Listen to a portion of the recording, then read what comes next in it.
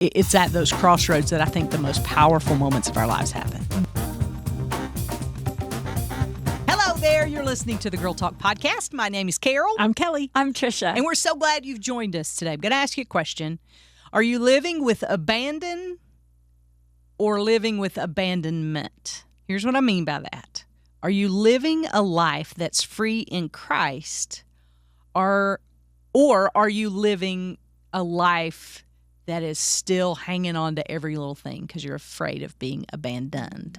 I want us to dig into that a little bit today and talk about freedom. Do you feel like you've gone through seasons of your life where you've lived in freedom and then seasons when you've not? Yes. Yeah, absolutely. Yeah. I think right now I'm living in much more from a place of freedom than I probably ever have in my life. I think, part of that is the more I'm steeped in the Word, the more I'm steeped in being surrounded by biblical friends, godly girlfriends, the more freedom I really feel like I have and can have in Christ. I don't know about you guys, but I feel like the older you get, the more you're able to turn loose of some of those things. I mean, some people can do it from a young age, but I feel like for me, at least in my journey, it's happened. It's not like been, okay, I'm free, now I'm not free. It's just been like gradual freedom. Yes. Does that make sense? It does. It makes sense. Yes, it's like a path, and we're on the path. Yeah. And I think you're right. As I get older, as I've seen God come through time and time again, I'm able to trust that He's going to come through in the future. Yeah. And so then I relinquish a little bit of that grip that I'm trying to hold on. I think it's interesting because freedom is releasing. And the opposite is gripping and trying to control everything on my own. Yeah. So even though I'm trying to grip, I feel like I'm the one being gripped. Yeah. Yeah. Well, and I think, too, the older we get, the more we really see the difference in God and man. And the more we probably have experiences of abandonment from man, from, former spouses or from friends or from, former church members or whatever it is, we all have experiences of abandonment from man. And then we are reminded that God is not like that. Yeah. That God is different than man. God is God, and God never abandons us and promises that. And the more we see that happen, the more that we see that play out in real life, the more we hold to that as truth. Yeah. And I think when you are younger and things like that happen, because you haven't had as much life experience, and like I say, this is different for everybody. This is what happened for me. It feels like the end of the world. I'll use my divorce as a scenario for that. When I went through my divorce, I had written a narrative in my mind that I was always going to be abandoned. I was always going to be left because I wasn't worthy of being stayed with, or I wasn't worthy of someone's time or attention or love. And I think when you live from that place, it will mess up your mind and mess with your choices like never before, because you're looking for something to make that feeling go away, right?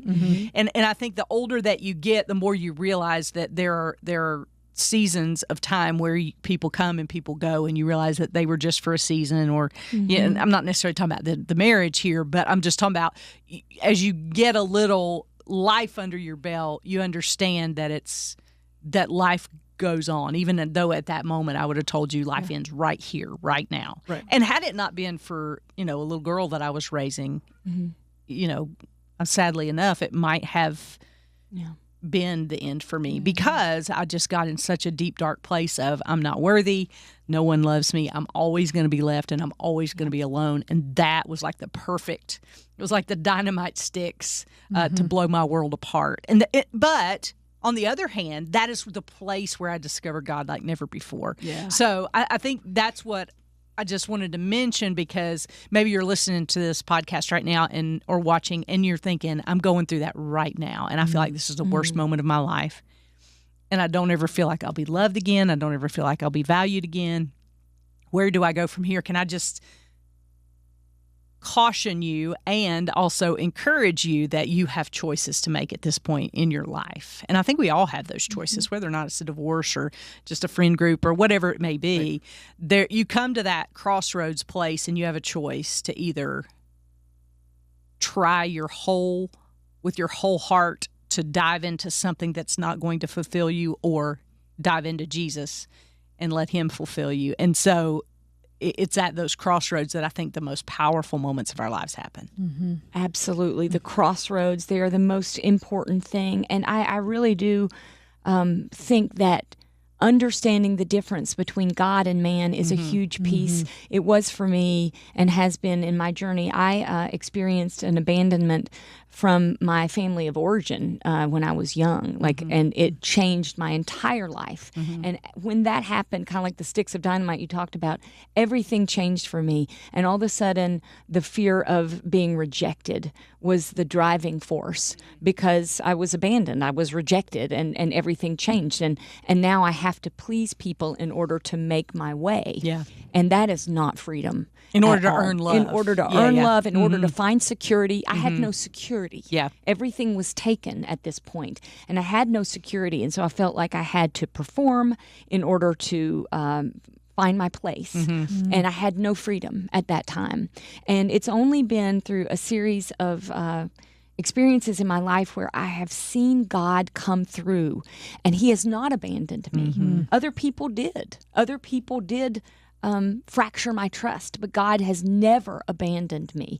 And it is that difference between God and man. And we can't, or I feel like I've learned that I can't put all my trust in another person, even as well-meaning as they may be. Right. They're flawed. But I can put all my trust in God, because he will never fail. Yeah. Yeah, for me, my abandonment issue that I had was with employment. Thankfully, my family of origin didn't abandon me. My spouse has not abandoned me. Right. But I have been fired from a job that I loved by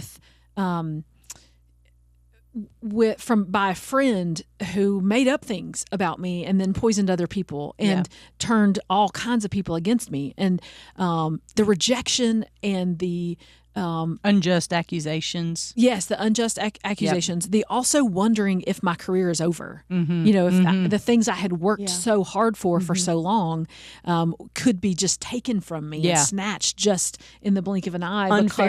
Unfairly because of somebody making something up about you. It took a while for me to get past that. It took a while to get over that. But one of the things I will tell you is that is where I found my best blessings when it comes to the intersection of career and family. That moment of being fired actually led me into a place where I could both manage having a newborn baby and being a full-time working mom at the exact same time, and feel like I was able to have balance that I would not have had I not been fired. That person gave me blessing upon blessing upon blessing, and they were used by God to make all of that happen. Unbeknownst to them. Unbeknownst to them. Likely. Right, yes. And that's the kind of thing that you see over and over again that reminds you that God will never leave you. Yes. And it's that in whatever your situation is that just reminds you he is different. I want to talk about that just for a minute, because I think for me, no one ever said this to me, and this wasn't something that I think if you asked me this question I would necessarily say, but my street level theology, as I often say, was that I believed this, was that God was just a bigger, better version of man. And so I think sometimes at those crossroads when you're having trouble choosing, it's because you have an inaccurate view of God. God is not just a bigger, better version of us. God is holy. He is so much more than we could ever be. And when we pull him down to human level, now he did walk the earth in human form. His name was Jesus, and he died on the cross for our sins. But I think for a long time, my street level theology was that God's just a big human who's waiting to squash me like a bug because I did something wrong. And I think part of my journey of learning to live in freedom was that I had to really know and understand and study about who God was. Because I think when you get that right, everything else kind of falls into place. Mm-hmm. Like everything else kind of gets in line, you know?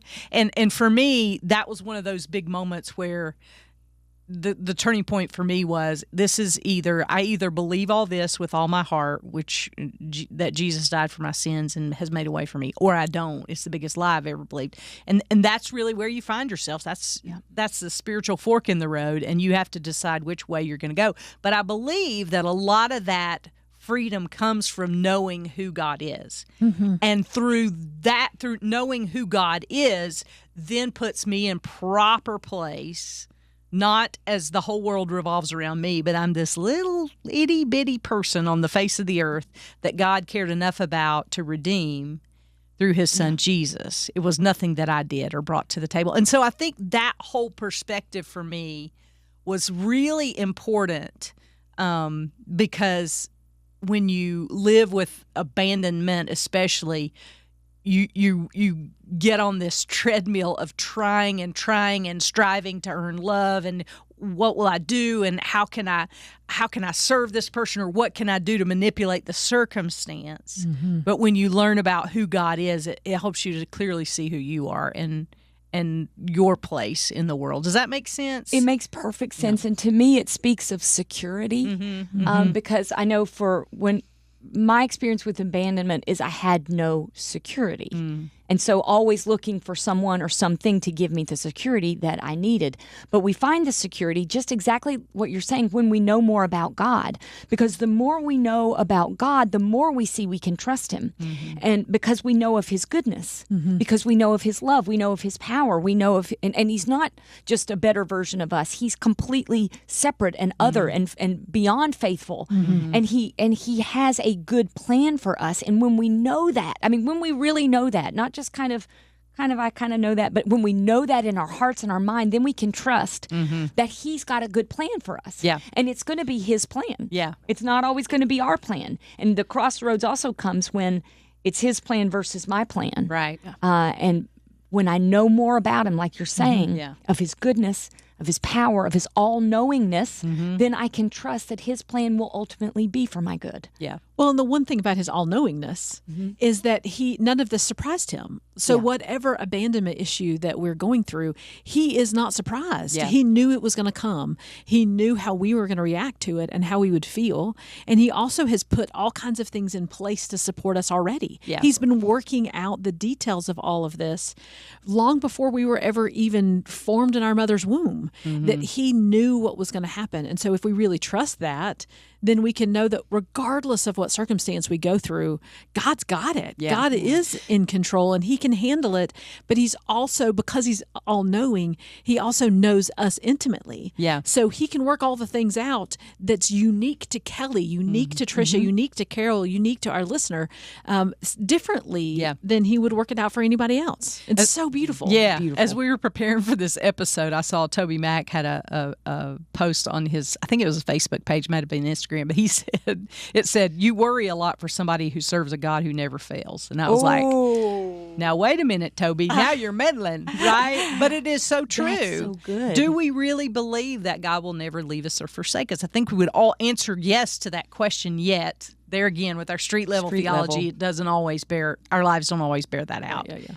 And so the next question is, what do you think your life would look like if you truly trusted God in every area of your life? I had an interesting thing to speak on that. Just recently, I was on a trip, an international trip, and we had to get in an airplane, which, you know, I hate airplanes, but this isn't really about that particular piece, other than the fact that when you sit down in an airplane and you are not a pilot, you're not wanting to go break into the cockpit and take over the control of the plane. Likely, because you don't know how to fly the plane. Yeah. You don't know how the controls work. You don't know what's coming up. I wouldn't know what to do. As I sat in the airplane right before we were about to take off, I was thinking about that. I was like, I'm just putting complete and total trust in the pilot. There's literally nothing that I can do right now. And there was this moment of almost relaxation that took over. Wow. I was like, That's okay. So I don't have to strive. I don't have to worry. I'm just going to trust that this pilot knows what he's doing or she's doing, and they're going to get us up in the air and they're going to take us safely where we're going. And I think it's kind of like that. We try to think we want to control, but we don't know what's coming up. Right. But that moment of surrendering because we trust the greater power, which is God and Jesus, can yield wonderful peace. That's so good. Yeah. I love that. I just love how God used that moment really to bring you into right perspective of Him. And it makes me think about all the ways I like to learn. I like to learn all kinds of things. And so that's kind of how my control manifests itself, as I'm like, ooh, teach me how to do things so that I can do it myself. But what freedom there is to go, I don't need to know how that thing works, because I don't have to be the pilot. I don't have to, sit on the other side and work that board over there. I don't have to figure out how these microphones work or how to do anything. Yeah. I just do what God's created me to do. And what freedom is that? That's so good. I love that. Yeah. And so what do you think are the things that hold us back, that keep us from living a life really of freedom? What do you think are the things that are standing in the way right now and that are like, you're not going to freedom, you're going to stay right where you are?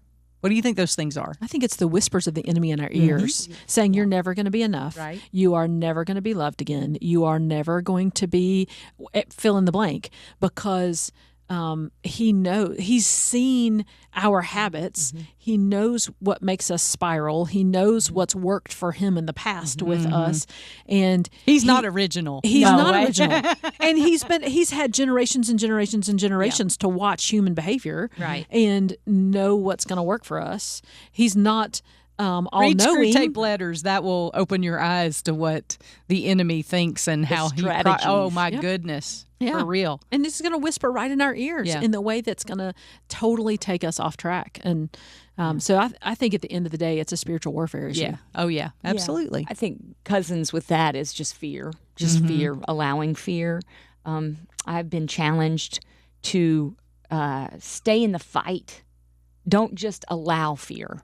Fight it. Fight it with God's word. Fight it with prayer. Fight it with reminding yourself of what you know about God. Don't just allow fear. Oh, I'm a fearful person. I excused that within myself for far too long. But I've been challenged to fight it. Yeah, that's good. That's good. And I think that points to not only fear, but every feeling that we have, to run it through the filter of, because I don't know about y'all, but one of the things that my feelings do is tell me a greater story than actually is. Oh, yes. So if I'm feeling anxious about something, it tells me a greater story about why I need to be anxious.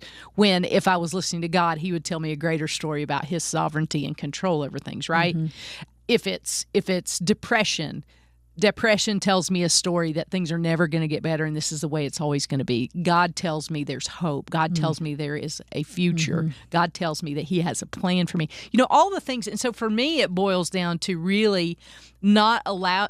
I went through counseling. I've been through tons of counseling. In fact, enough counseling for us all. But one of the things that my counselor said one time is he said, think of feelings as a car in your train, not the engine of your train.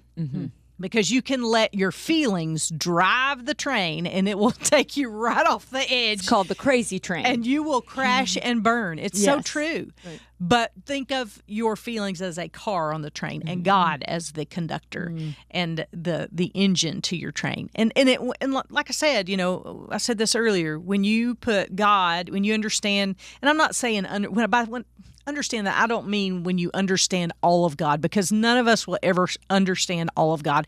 In fact, when we become believers, we kind of give up our right to understand.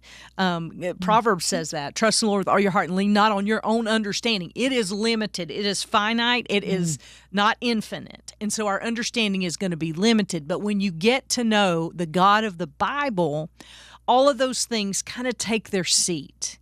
And all of those things kind of sit down. Does it mean they're always going to keep their seat? No, they're going to try. They're going to battle back, just like you were talking. They're going to try to be that engine again, right, and take first place and lead you off the tracks. But the important thing is you continue to know God and grow in your relationship with him and get to know who he is, then all those things kind of fall in place. And I think that's the one thing I want to leave you with, because I understand I've been in plenty of situations in my life where it looked pretty impossible. And I wondered, is this it? Is this all there is? And God has shown up in those places and shown me the hope and the future. And did I always want to see it? No. Sometimes I wanted to waller. That's what we say here in the South. You just want to waller in it. Yeah. But other times it's been, a friend taking my hand and helping me understand this is what you're going through is today. And so we want to be that friend for you today, and to tell you there is hope and there is a future. And that by getting to know God better, we feel like that is the if there was a magic key to unlock this darkness that you feel like you're kind of steeped in, this fear of being left, this abandonment. There is freedom in knowing who God is and allowing him to inform who you are. And we want that for you. In fact, that's why this podcast exists. So I'm going to give you a number here. It's 81891. If you're listening to this podcast and you've never experienced a relationship with Jesus and you would like to, text the word Jesus to 81891. Here's what's going to happen. We're going to send you a resource called Steps to Peace with God, and it's going to walk you through how you can start your relationship with Jesus today. There's somebody there that you can engage with that can answer questions that might be specific to your situation. So just text the word Jesus to 81891. Also, if you need prayer, we would love the opportunity to pray for you. There's a couple of ways that you can get in touch. You can text the word prayer to 81891. That's just the word prayer to 81891. We'll hit you back with a link. You can fill in the details, but you don't necessarily have to. You tell us what you're comfortable telling us, and know that our team meets every weekday morning at 10 o'clock to pray specifically for you. It is our desire for you to live in the freedom that Christ has paid for us. And we don't want you to live another day in bondage. And so get in touch. Let us know how we can serve you, because that's what this podcast is all about. So if you want to get in touch, you can also email us, girltalk@thelightfm.org. Check in on the Facebook pages. Just however you choose to get in touch would be wonderful. If you would like this podcast and leave us a little comment, then that would help more people know not about the Girl Talk podcast, but so they can know Jesus, because that's the point. That's why we show up here every day. And we're so glad you've joined us, and we're going to save you a seat next time we gather around these microphones for the next Girl Talk podcast.